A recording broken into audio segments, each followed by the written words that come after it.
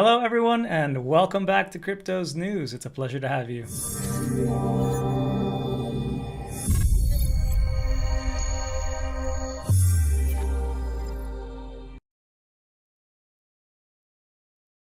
Thank you all so much for tuning in. We are going to be getting into the cryptocurrency news. Somewhat slow on this Thursday, but as always, I want to make sure that you stay on top of what is going on. Yesterday was somewhat a remarkable day. However, we had the Fed come out, and you could have watched the entire meeting live.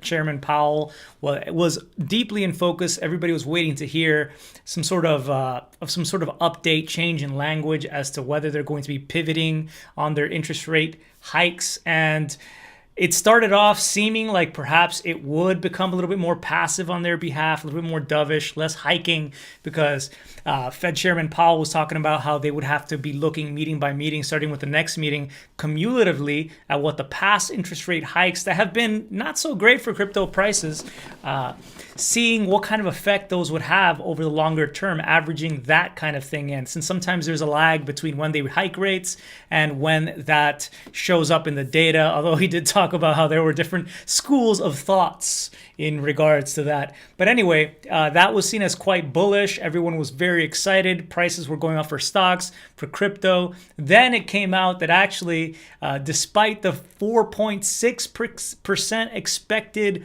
number as far as when we reach that number, interest rate hikes for the yield or whatever, for the FOMC charge that they have at the window, it actually came out that they were willing to hike beyond that, meaning actually being a little bit more aggressive, even over 5%, and holding interest rates at that level for some time until inflation comes down to 2%, something they've been saying for a lot of time. And there's a lot of debate as to whether interest rates and the way that they're handling things are even able to affect markets or yada yada. But anyway, the fact that he was saying that they would be willing to hike rates over 5% and keep them there was seen as somewhat negative, and that's what we're seeing impacting the prices right now. When it came to stocks, it was a little bit more brutal. You're hearing about all sorts of layoffs. You're hearing about layoffs, for example, in financial services companies like Stripe. You have Lyft, one of the heroes of ride sharing, also having layoffs. We have layoffs at Coinbase, you name it. So it's not looking like the best financial picture, at least in the medium term, for a lot of these companies. And you're seeing that reflected in the stock prices as well. But crypto has been holding up quite well. Oh, I was actually going to show you guys that in a moment, but let me head over here. But yeah, we have right now market cap still holding up well for cryptos, as I've said. So over $1 trillion. Bitcoin still over 20,000, although it has been trending down a little bit. It is sitting right now at $20,182.59. It says it's up 0.2% over the last 24 hours, so basically flat. Ethereum also up 0.6% at 1,528. Notably here is Polygon. So Polygon got some news, Matic, because it's come out on Meta's or Facebook, whatever you like to call them. Officially, they're Meta now, but it's come out that on their NFT marketplace that we've been hearing about since September is coming out.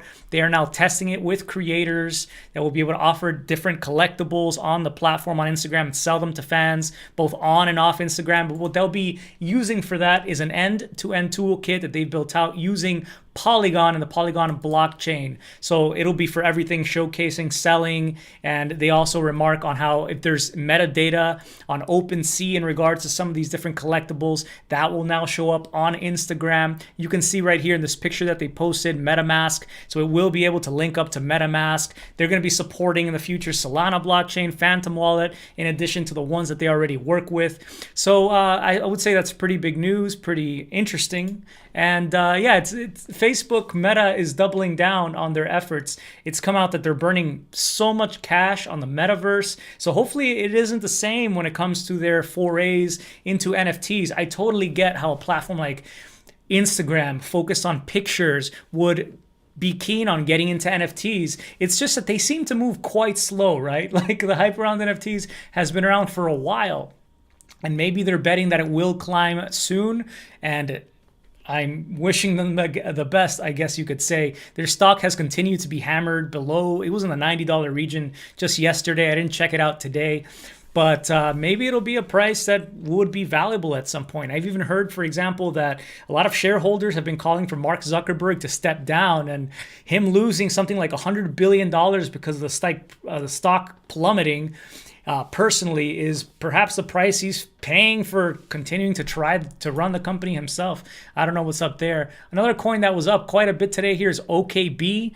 OKB token seems like it's issued by OKX, not OKX Exchange EX, but just OKX. They're a trading platform. They're trying to focus on Web3, as they say. Which, you know, everyone says, but it's up 23.6%.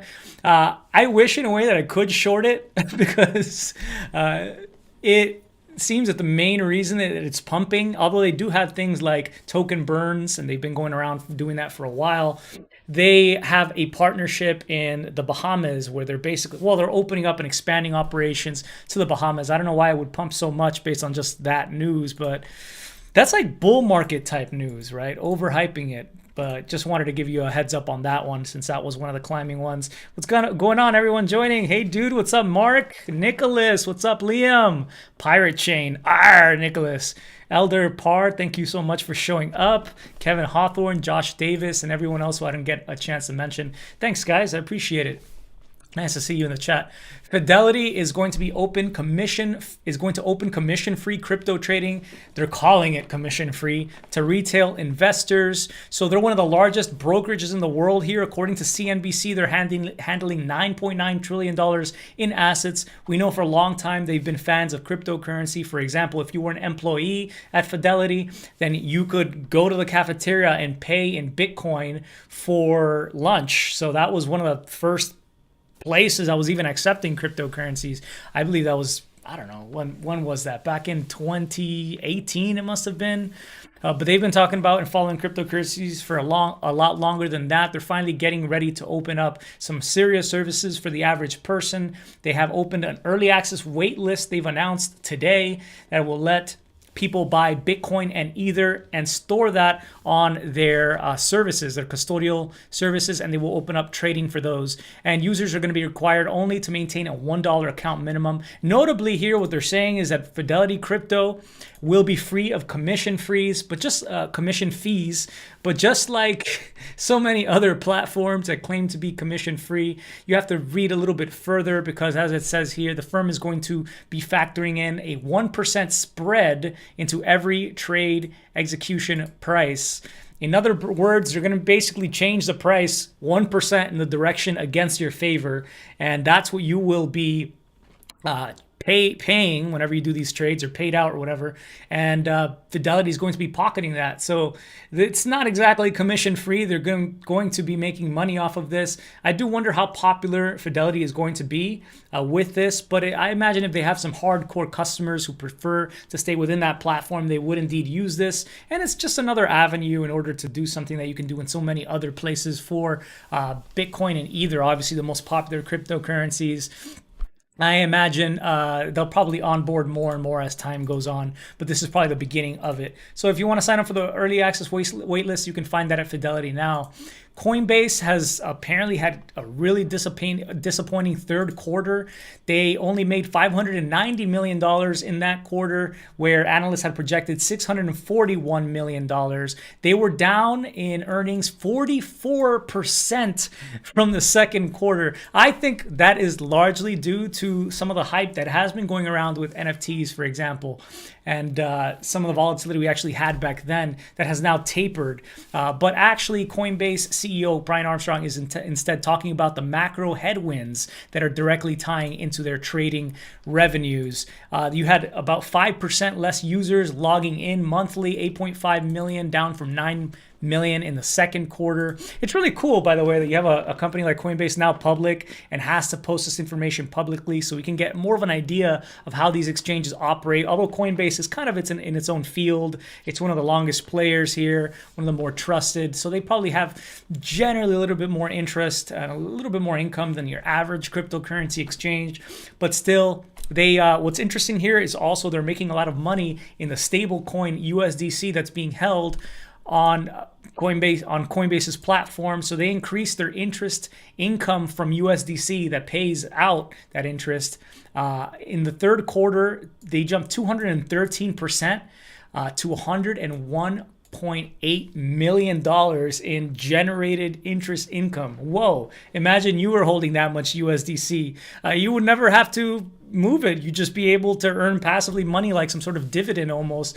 Like I remember having a friend who used to live solely in Miami when I was out there, who solely survived basically because his grandparents had given him, who raised him, they gave him stocks that provided really nice dividends. I mean, classic stuff like Coca-Cola, etc. And he basically lived off of that pretty nicely. So I can imagine there's some people who are doing all right with their stable coin holdings. I guess when you start getting a little bit too greedy and you go into the yield platforms that are giving you like the 20% to 100% APYs or whatever, that's where it gets super risky. But if you're able to earn 1.5% on your USDC right now on Coinbase, they must be earning even more than that themselves to be able to get that kind of revenue, which is pretty cool. Anyway, Brian Armstrong said that regulatory clarity is a lot of what's going to be necessary in order to bring back token prices and interest that have wavered in the cryptocurrency industry. I don't know about that again. I don't know how regulatory clarity will help very much, but it does seem like there's an opportunity for maybe some tokens that might be building offshore and not selling here in the United States, that maybe those have sizable demand, and that's what Brian Armstrong is talking about. And if those tokens, if we had better clarity basically around those tokens, they could be listed somewhere like Coinbase, and Coinbase could make more fees off of that. But anyway, the quote is here: there's an opportunity to see token prices potentially decouple, which would, oh, that's a different quote, but that one's quite nice, from the broader macro environment. And we don't know if that will happen. And in regards to enforcement by regulation, unfortunately, it's having pretty chilling effects on the US market. It's harming US industries in the sense that it's encouraging them to go offshore. So that was that quote in relation to that. But that's probably why you see that Coinbase is getting involved by being an amicus, by filing amicus briefs in court on behalf of Grayscale, on behalf of Ripple. We've talked about some of that recently. They've also backed several lawsuits against the Treasury and OFAC by users of Tornado Cash. So they're definitely getting in here and trying to support the market, to support themselves in the longer run. I think that's a good way to approach things rather than try to get a quick buck. It's like they're investing in the future of the industry and for more clarity for everyone, which would help for sure. Yeah, so just some interesting stuff there. This is pretty wild. So Coinbase ended their New York trading session down 8.1%. It dropped an additional 2% after hours trading on earnings, and then it bounced back 7.5%. Talk about a wild move for Coinbase. Quite insane. PulseChain. Yeah, what was it? Richard Hart was talking about how it's going well. I don't know. He had put out some tweet in relation to PulseChain today. But I wonder how he's thinking about PulseChain right now, because it was supposed to be a fork of Ethereum that was supposed to come out back like way before Ethereum 2.0 even launched. And now we have like Ethereum proof of work, which is almost like what PulseChain had hoped to be. Although I'm not sure if they're going to be erasing the entire blockchain. But I wonder what the big unique selling point for PulseChain is outside of Richard Hart's own involvement with it is. Yeah, I'm not sure. Anyway, Terra's Do Kwon is in Europe after fleeing Singapore. Report, according to the Korean broadcasting system, they have gotten into the prosecutor's office, the Southern District of Seoul, Korea, and they have found some interesting information. They found out that it seems that Do Kwon is hiding out somewhere in Europe after leaving Dubai. So it looks like he went first to Singapore, after South Korea, then he ended up in Dubai, then he's somewhere in Europe. But what's notable about this guy is that they have now canceled his passport. So he's an illegal immigrant in Europe since his Korean passport is now null and void. They were trying to work on getting that done, and it looks like it did happen. So he might not be allowed to even be there right now in Europe. It'll be a question as to whether he will be eventually found and extradited to Korea. They're seeking him. They filed with Interpol a red notice. So basically like 190 countries around the world can be on the lookout for this guy as a fugitive, and potentially they can send him back for sentencing. He's being charged also because, according to some of the information that was found in a conversation that was unearthed by the prosecutor's office, it looked like Kwon directly at one point had ordered one of his employees to manipulate the market in order to peg Terra's price in a favorable direction. So that is in addition to a bunch of other lawsuits that he's dealing with. Again, him trying to be arrested for other issues with trying to market make, basically, for the most part. So it's not looking great for him. But as far as Kwon, he doesn't seem to really care. He's quite unfazed by a lot of this. He has done multiple interviews, like the one with Coinage and the one with Laura Shin, the writer of The Kryptonians here. I have the book. And he continues to post on Twitter. So anyway, the most recent one, and thank you, Gortrabot, if you're out there watching, he let me know. This was just posted by Kwon. All right, I'll throw a meetup/conference soon to get over this in hiding BS. Cops from world over welcome to attend. Pew pew. Because apparently he is in hiding, and although he says it's because of privacy concerns, his own life has been threatened, yada yada. And I don't doubt that is the case. But he is saying that he's not in hiding, that he's been working with law enforcement, although they say different, obviously, in Korea.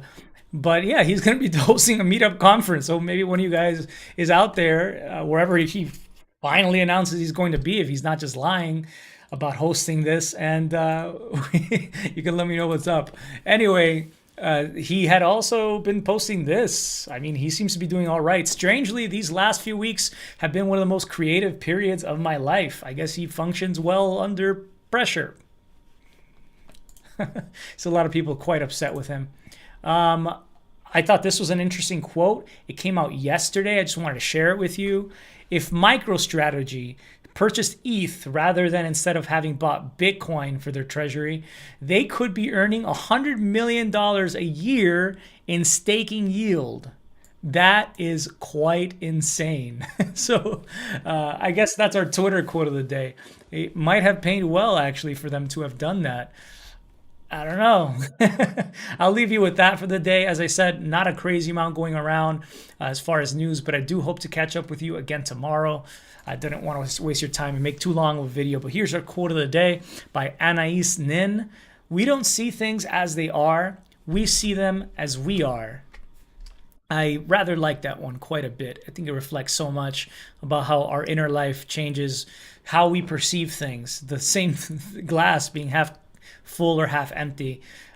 Just a fascinating thing there. And I think it applies also in many ways to the cryptocurrency market. I hope that you guys are doing well. I want to see you guys succeed. And I thank you so much for joining me here. If you are a supporter on Patreon, thank you so much. If you want to support, you can do so via the link down below. Also, you can now be a YouTube sponsor again. So that would be a huge help. You'll get a little icon next to your name here in the chat. And it evolves over time. So it'll change colors depending how long you have been a supporter there. And it'll show people that you've been an OG of the Crypto is News relaunch. So if you want to do it that way, that would be super huge help as well. Thank you so much. Take care, everyone. Much love and stay cryptic. Peace.